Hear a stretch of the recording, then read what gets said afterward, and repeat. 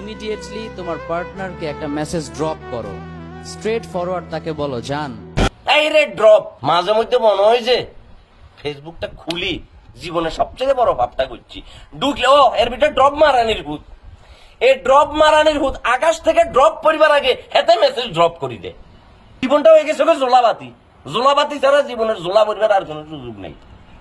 কারণ আপনি জোলা বইতে যাবেন আর এক তোলা মারানির ভূতে আসি ব্যাগ কিছু তুলি লইতে। সেদিন আবার দেখি যে ব্রাজিল আর্জেন্টিনার হলে হেতে সান্ত্বনা দেয়। এরে আচ্ছা তুই যে এত বাট পার রে, এরে ড্রপ মারানির ভূত।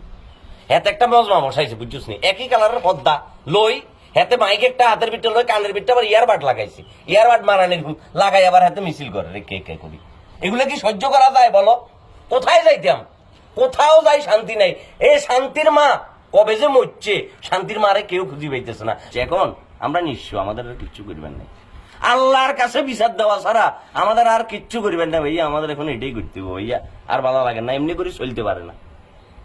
একদম পায়ের স্লিপার থেকে শুরু করি প্যান্টের জিপার পর্যন্ত দুর্নীতি।